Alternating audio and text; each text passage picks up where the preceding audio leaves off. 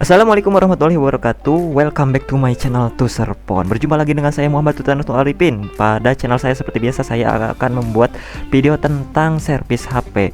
Dan video-video saya seperti biasa bersumber dari hasil lab podcast Ngober Orion. Dan untuk video kali ini saya membuat video tentang hasil dari lab podcast Ngober Orion episode ke-34. Untuk judulnya adalah syarat swap board pada iPhone. iPhone guys, iPhone. Untuk sekelasan saya seorang teknisi pemula, ini merupakan pembahasan yang sangat advance ya, sangat mungkin susah dan sangat asing untuk saya. Dan biasanya saya juga menerima servisan itu semuanya rata-rata Android, karena di kampung itu untuk iPhone itu sangat jarang ya. Dan untuk pematerinya ini menarik sekali. Pemateri untuk lab podcast ini ada kokoh Cindo ya, Kohartaleno, dan seperti biasa Kang Orion Batosai atau Budi Jatnika ya, dan ada Pak Aden Ganjar Gumelar, dan hostnya seperti biasa Bang Ciko Irianto atau Cikokan ya. Untuk swap board, apa itu swap board? Swap board itu merupakan suatu pindah badan ya, operasi pada mainboard pada mesin HP. Kita memindahkan komponen-komponen pada iPhone dari board lama atau board yang rusak ke board yang baru. Tujuannya apa? Kita ingin mengamankan datanya atau kita hanya sekedar ingin menghidupkan HP. Biasanya board yang baru itu sudah ada board yang tinggal pasang ya. Kita itu sudah ada komponen yang dikosongkan, lalu kita pindahkan komponen yang dari yang lama ke board yang baru. Atau biasanya memakai board iCloud ya, yang iPhone itu terkunci iCloud. Kan kalau iCloud itu tidak bisa dipakai ya, jadi bisa memakai board yang terkunci iCloud. Dan untuk iPhone ini, sebelum ke sana kita harus mengetahui dulu, untuk iPhone itu terbagi menjadi dua. Ada iPhone yang seri lama atau old security, dan ada iPhone yang seri baru. Untuk seri lama ini diwakili oleh iPhone X ya. Berarti iPhone X ke bawah itu merupakan iPhone yang memakai old security ya. Berarti untuk seri yang baru itu iPhone 11 ke atas itu atau iPhone XR ke atas itu menggunakan new security. Dan untuk swap boardnya juga itu berbeda.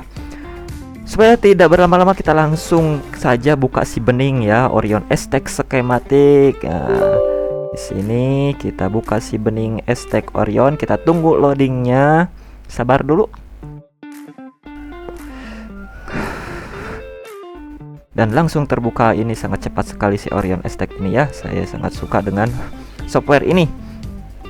Dan kita langsung saja ke Apple. Kita pembahasan pertama yaitu untuk iPhone seri lama dan diwakili oleh iPhone X ya.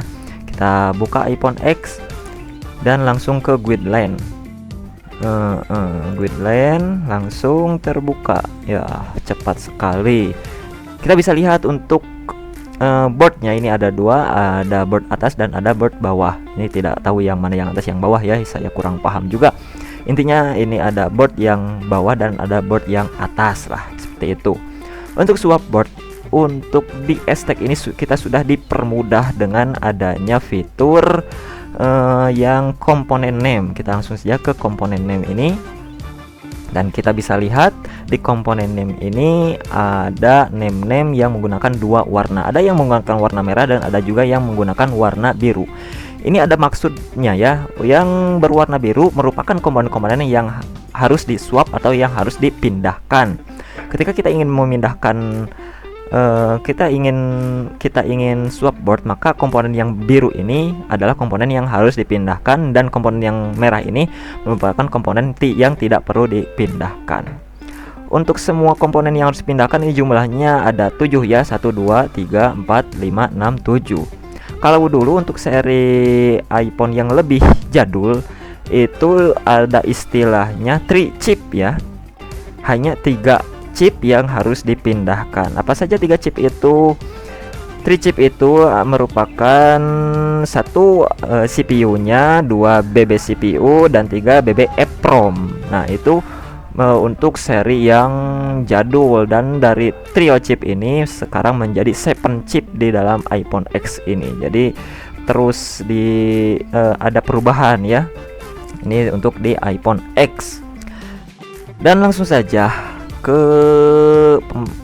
chip pertama yang harus dipindahkan, ya lain tidak lain ya, ini ya pasti ya CPU-nya ini harus dipindahkan. Di sini ada penjelasannya, swap board komponen. Jadi komponen CPU ini mau tidak mau harus dipindahkan ketika kita ingin swap board. Nah, ini harus dipindahkan mau tidak mau. Dan yang kedua ada yang namanya NAND flash. Nah, ini ada merupakan NAND flash ya. Kita bisa lihat NAND flash swap board komponen. Jadi sama untuk NAND flash ini juga harus dipindahkan. Fungsinya NAND flash ini apa? NAND flash ini berkomunikasi pada CPU. Jadi CPU dan NAND flash ini sudah bonding ya. Dan yang biru-biru ini semuanya juga sudah bonding atau sudah terikat ya. Jadi mau tidak mau semua komponen yang berwarna biru ini harus dipindahkan karena komponen-komponen ini sudah saling terikat. Nah, untuk NAND flash ini sudah bonding dengan CPU-nya, saling berkomunikasi, saling memindahkan informasi ya. Karena data pada NAND flash ini diakses oleh CPU. Kalau iPhone X atau 6s ke atas, jalur protokol komunikasi yang digunakan CPU untuk membaca NAND flash disebut PCIe. Kalau iPhone 6 belum menggunakan sistem protokol PCIe, masih menggunakan FMI, Flash Memory Interface. Itulah untuk prosesnya atau nama kerjanya ya, nama sistemnya. Kalau ini berarti sudah PCIe, kalau iPhone 6 itu masih FMI, Flash Memory Interface. Untuk eksekusinya seperti apa? Untuk eksekusinya kalau kita ingin swap board untuk NAND flash ini, cukup tinggal pindahkan CPU dengan NAND flashnya saja. Nah, seperti itulah, pindahkan CPU dan NAND flashnya. Dan ada lagi yang kedua adalah IC ini, AP EEPROM. Ini kodenya U1490. Kita bisa lihat swap board komponen, berarti sama juga IC ini harus dipindahkan. Dan inilah bentuk IC-nya, kecil sekali guys. Ini jumlah kakinya hanya 2x2, berarti cuma 4 ini. Jadi ini sangat rawan sekali ketika swap board. Kalau kita memindahkan IC ini sangat berbahaya sekali ya, bisa-bisa IC pecah. Kalau IC pecah ya wassalam, kita tidak bisa swap board atau datanya pasti akan hilang ya. Jadi kenapa IC ini harus dipindahkan? Jadi semisal gini, ini itu ketiga IC ini tuh saling terikat antara NAND flash, CPU dan EEPROM ini. Ketika CPU ingin mengakses data pada NAND flash, maka ini ibaratkan sebuah rumah dan CPU adalah merupakan seorang penghuninya. Ketika seorang penghuni ingin memasuki sebuah rumah, maka dia harus memiliki kunci, dan kuncinya merupakan IC EEPROM-nya. Ketika IC EEPROM-nya rusak, maka otomatis si penghuni tidak bisa masuk ke dalam rumah karena kuncinya rusak. Sama juga seperti CPU ini, kalau EEPROM-nya rusak, maka dia tidak bisa mengakses data yang berada dalam NAND flash. Dan gimana kalau misalkan IC EEPROM ini terlanjur rusak ya, atau pecah? Apakah HP tidak bisa diselamatkan? Ya, kalau data pasti sudah tidak bisa diselamatkan. Tapi kalau untuk sekedar hidup, masih ada jalannya menggunakan IC EEPROM yang baru. Jadi IC EEPROM ini memang bisa saja tidak dipindahkan. Kita ganti saja dengan EEPROM yang baru. Cuman data otomatis tidak bisa diselamatkan. Dan ketika HP sudah hidup atau iPhone-nya sudah hidup, itu harus di-restore lagi ya, atau diisi oleh firmware yang baru. Dan untuk iPhone XR ke atas, IC-nya itu ini kan menggunakan IC A11. Kalau XR ke atas ini A12 dan seterusnya ya. Itu untuk XR ke atas. Jadi sebenarnya EEPROM untuk swap board tidak perlu dipindahkan ya. Ini IC ini tidak perlu dipindahkan kalau cuma untuk menghidupkan HP, bukan menyelamatkan data. Tapi bisa juga EEPROM ini gak perlu pindah tapi selamat data dengan cara bagaimana? Cuman tinggal sedot datanya saja. Jadi sedot datanya kita read dulu, setelah itu write pada EEPROM yang baru. Memakai alat apa? Tentunya ya, kalau iPhone itu banyak sekali alat wajibnya. Menggunakan alat biasanya yang dipakai adalah GC Tool atau iCopy dan yang lainnya. Banyak sekali ya, ada GC Tool dan banyak lah kalau iPhone. Untuk GC Tool juga itu macam-macam itu, karena tiap iPhone biasanya beda-beda ya. Nah, itu untuk EEPROM. Kita lanjutkan ke chip yang selanjutnya yang harus dipindahkan. Di sini kita beralih ke sini, ada yang namanya baseband CPU. Seperti apa? Nah, seperti ini. Kita bisa lihat ini baseband chip CPU-nya. Ada tulisan Qualcomm MDM 9655. Jadi IC baseband ini menggunakan IC dari Qualcomm. Jadi Qualcomm ya. Sama baseband CPU juga, ini swap board komponen ini harus dipindahkan. Harus dipindahkan ke board yang baru atau mau tidak mau ya harus dipindahkan. Lanjut ke yang kedua, ada baseband EEPROM. Ini bentuknya sama seperti IC EEPROM yang tadi ya. Kakinya ada 4, 2x2 ya. Ini sangat harus hati-hati untuk memindahkannya. Dan EEPROM ini sama, kita harus pindahkan ke board yang baru atau kita sedot datanya menggunakan box GC atau iCopy.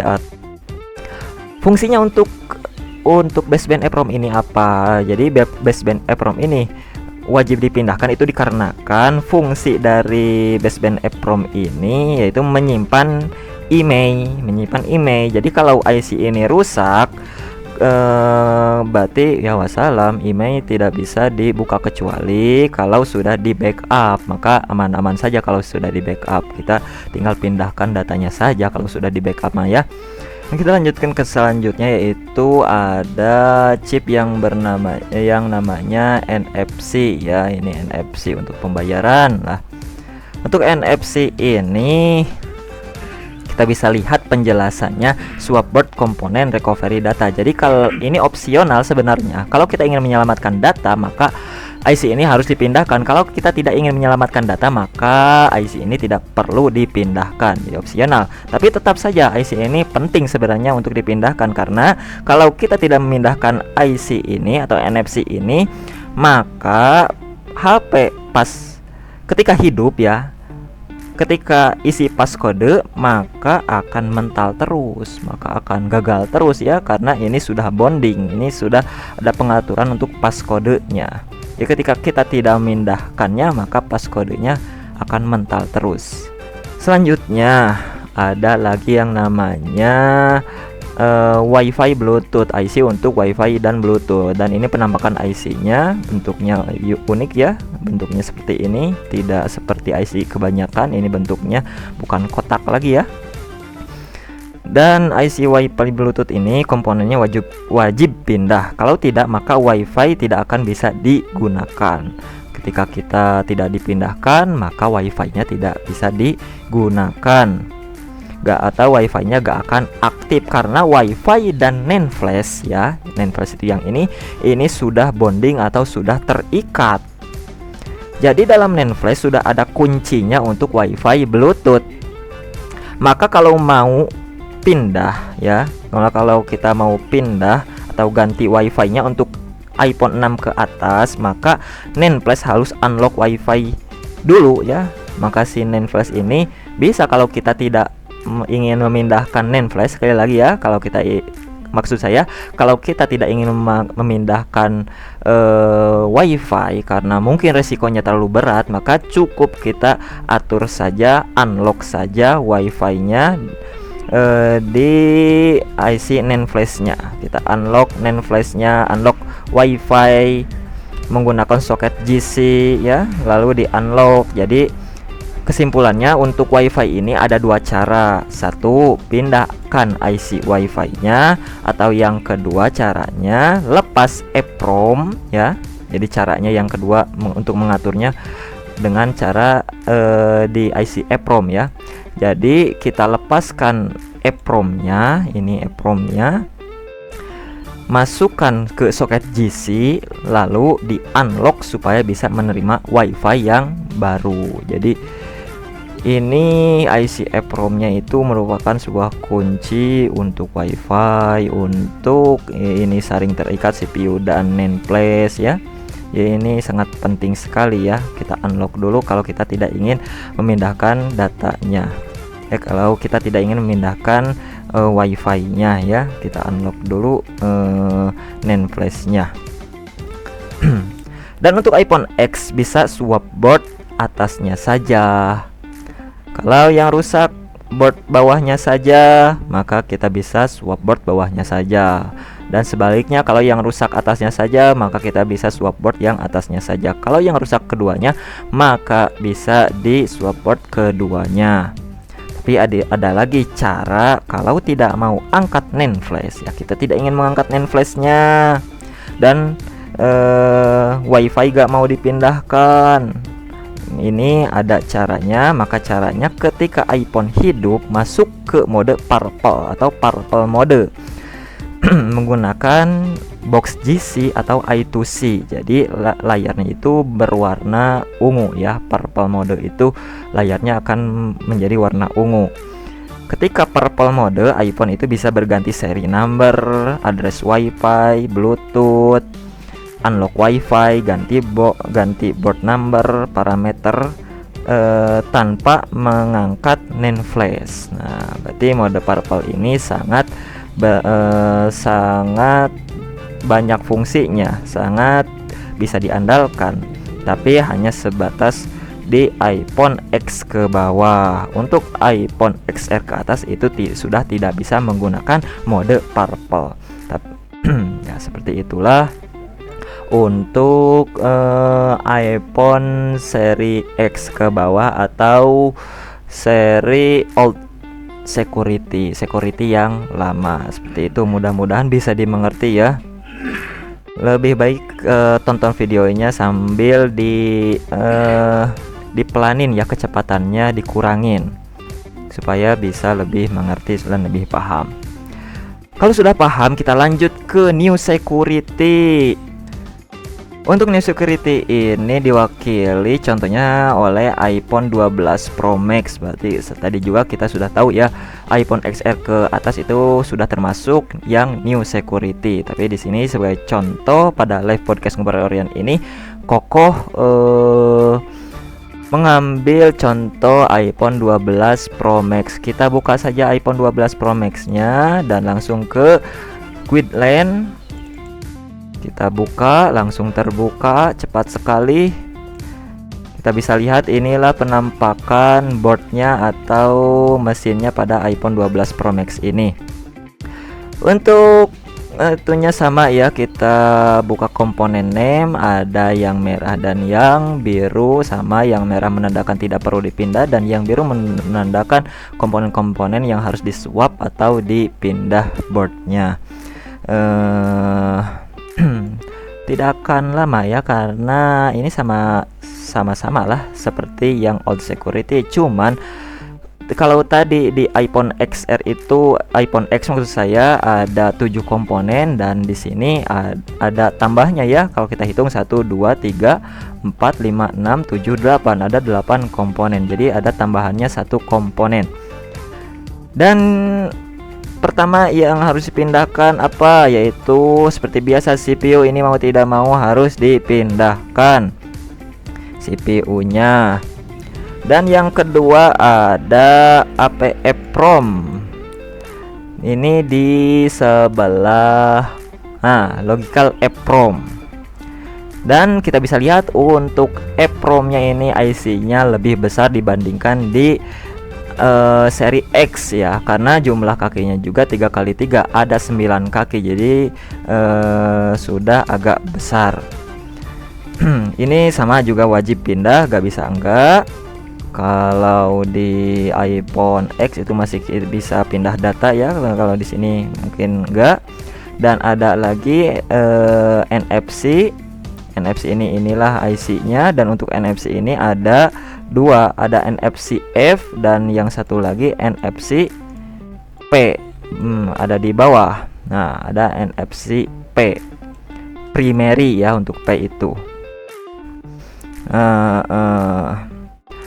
Dan kalau IC ini kita bisa lihat penjelasannya, swap board komponen recovery data.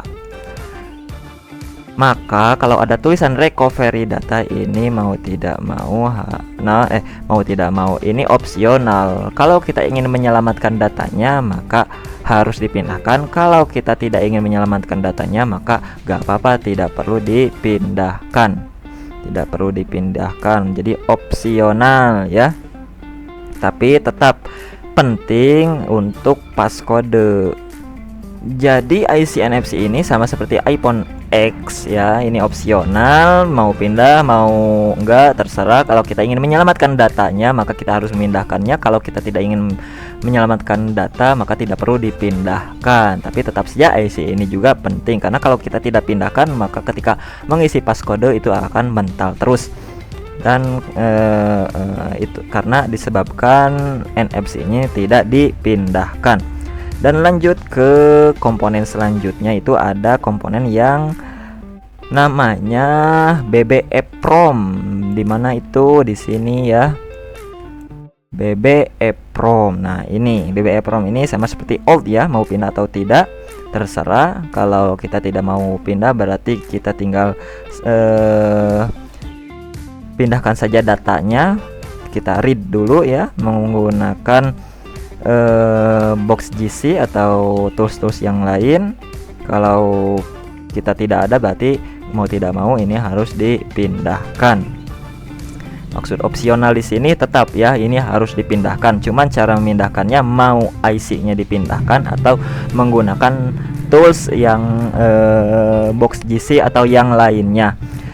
Dan selanjutnya komponen yang selanjutnya adalah komponen di mana ini. Nah, ini WLAN, WiFi, Bluetooth. Ini IC WiFi-nya, sama IC ini juga harus dipindahkan sama seperti old ya. Kalau kita tidak memindahkannya maka akan fitur WiFi-nya tidak bisa dibuka.